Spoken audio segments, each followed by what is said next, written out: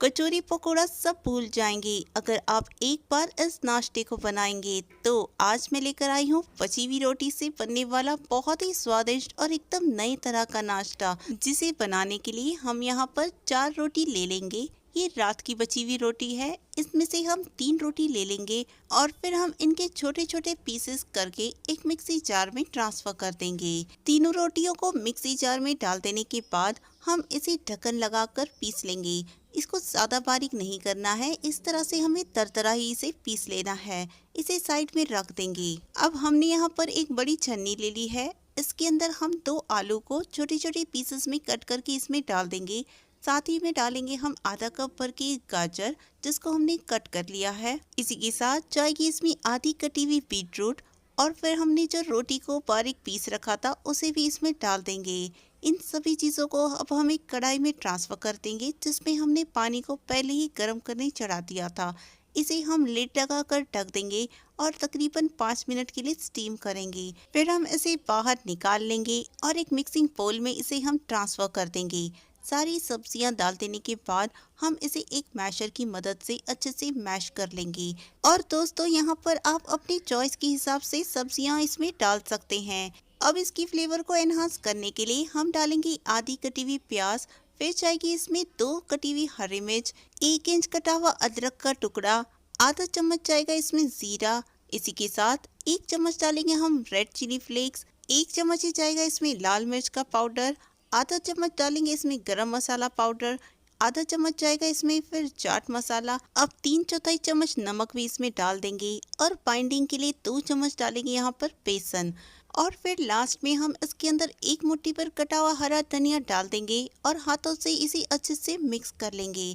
अब इसके कटलेट्स बनाने के लिए हम हाथ में थोड़ा सा ऑयल लगाकर ग्रीस करेंगे और मीडियम साइज का पोर्शन हाथ में लेकर रोल कर देंगे। और ये देखिए, ये तैयार हो चुका है। अब हम एक मिक्सी जार ले लेंगे और फिर हमने जो रोटी बचा कर रखी थी उसे भी हम छोटे छोटे पीसेस में करके डाल देंगे और इसका हम फाइन पाउडर बनाकर तैयार करेंगे। इस मिक्सचर को अब हम एक प्लेट में ट्रांसफ़र कर देंगे। इसके बाद हम इसके अंदर 1 चम्मच डालेंगे कॉर्नफ्लोर और फिर डालेंगे हम इसमें आधा चम्मच भर के रेड चिली फ्लेक्स। इसे हम अच्छे से मिक्स कर देंगे और साइड में रख देंगे। इसके बाद हम एक मिक्सिंग बोल ले लेंगे और इसके अंदर हम आधा कप ले लेंगे मैदा और 1/4 चम्मच हम इसके अंदर नमक डालेंगे। अच्छे से मिक्स कर लेने के बाद हम इसके अंदर थोड़ा थोड़ा पानी डालकर इसका हम एक पतला सा घोल बनाकर तैयार कर लेंगे। ये देखिए, इसी तरह से ड्रिपिंग कंसिस्टेंसी वाला बैटर हमें बनाकर तैयार करना है। अब जो कटलेट हमने तैयार कर लिया था उसे हम फोक के ऊपर ट्रांसफ़र कर देंगे और ऊपर से हम इसकी स्लरी डाल देंगे। अच्छे से कोट कर लेने के बाद हम इसे प्लेट में ट्रांसफ़र कर देंगे जिसमें हमने रोटियों को पीस रखा था। इसे भी हम चारों साइड से अच्छे से कवर कर देंगे। ये मिक्सचर ब्रेड क्रम्स का काम करता है और इसी से ये कटलेट्स बहुत ही क्रिस्पी बनकर तैयार हो जाते हैं। इसी तरह से हम बाकी कटलेट्स भी बनाकर तैयार कर लेंगे। अब इन्हें फ्राई करने के लिए हम एक कढ़ाई में कुकिंग ऑयल डालकर चढ़ा देंगे। जिससे ये तेल गर्म हो जाएगा, हम इन कटलेट्स को तेल में ट्रांसफ़र कर देंगे। हम इन्हें मीडियम फ्लेम पर फ्राई करेंगे। जैसे ही इसका एक साइड सिक जाएगा हम इन्हें टर्न कर देंगे और जब इसके दोनों साइड बढ़िया से क्रिस्पी हो जाएंगे हम इन्हें छन्नी से निकाल लेंगे और अच्छे से ड्रेन आउट कर लेने के बाद इसे एक प्लेट में ट्रांसफ़र कर देंगे। इसी तरह से हम बाकी कटलेट्स को भी फ्राई करके तैयार कर लेंगे और फिर गर्मा गर्म इसे सॉस या तो फिर चटनी के साथ सर्व भी कर देंगे। आज मैं लेकर आई हूँ बची हुई रोटी से बनने वाली बहुत ही स्वादिष्ट बर्फी, जिसे हम घर में ही बड़ी आसानी से बनाकर तैयार कर सकते हैं। तो इस स्वादिष्ट मिठाई को बनाने के लिए सबसे पहले हमने यहाँ पर 4 रोटियाँ ले ली है। ये सुबह की बची हुई रोटियाँ हैं। इसे हम ले लेंगे और इसे हम मिक्सी जार में छोटे छोटे पीसेस में कट करके इसमें डाल देंगे। सारे पीसेस कट कर लेने के बाद हम इसे पीस लेंगे और इसका एक दरदरा सा मिक्सचर बनाकर तैयार कर लेंगे। इसे हम साइड में रख लेंगे। अब हमने यहाँ पर एक कढ़ाई को गैस पर चढ़ा दिया है। इसके अंदर हम 3 चम्मच घी डालेंगे। जैसे ही घी पिघल जाएगा हम इसके अंदर 2 चम्मच बारीक वाली सूजी को डाल देंगे। इसे हम घी के अंदर अच्छे से भून लेंगे। जैसे ही सूजी का कलर हल्का सा चेंज हो जाएगा, इस स्टेज पर हम इसके अंदर बची हुई रोटी का मिक्सचर इसमें डाल देंगे जो हमने पहले ही पीस कर रख लिया था। इसे डालने के बाद हम स्लो फ्लेम पर इसे भी अच्छे से भूनते जाएंगे। तकरीबन 1 मिनट बाद जैसे ही इस मिक्सचर का कलर हल्का सा चेंज हो जाएगा, इस स्टेज पर हम इसके अंदर 2 चम्मच भर के डालेंगे कोकोनट पाउडर।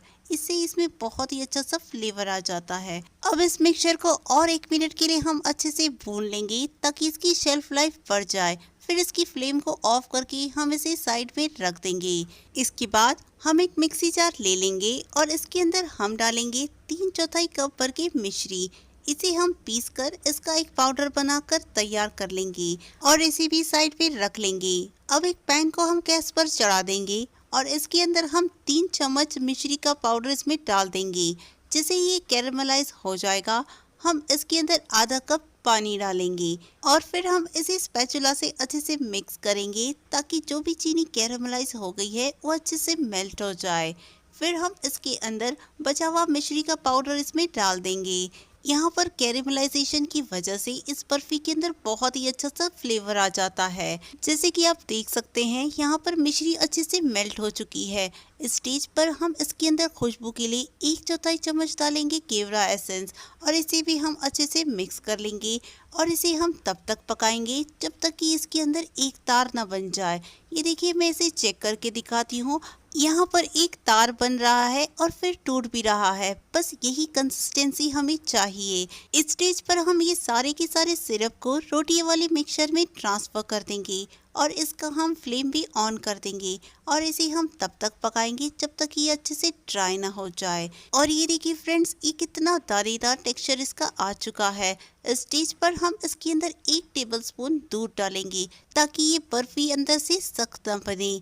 और जैसे ही ये सारा दूध इसमें एब्जॉर्ब हो जाएगा, इस स्टेज पर हम इसकी फ्लेम को ऑफ करेंगे और इस सारे बर्फी वाले मिक्सचर को एक टिन में हम ट्रांसफर कर देंगे जिसको हमने घी से ग्रीस कर रखा था। इसे हम अच्छे से स्पैचुला से फैला देंगे और ऊपर से हम इसे अच्छे से लेवल भी कर देंगे। इसे गार्निश करने के लिए हमने यहाँ पर कुछ कटे हुए बादाम ले लिए हैं जिसे हम ऊपर इसके स्प्रिंकल कर देंगे।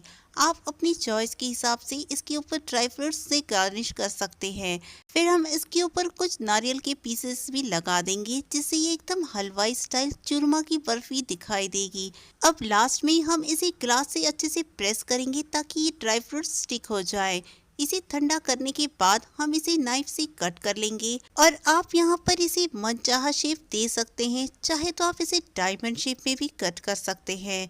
तो दोस्तों, जब भी आपके घर में कुछ रोटियां बच जाती है ना, तो आप इस तरह से बर्फी को ज़रूर बनाएं क्योंकि ये टेस्टी होने के साथ साथ इतनी हेल्दी है ना। और सबसे ख़ास बात, इस बर्फी को खाने के बाद कोई पहचान ही नहीं पाएगा कि आपने इसे बची हुई रोटी से बनाया है।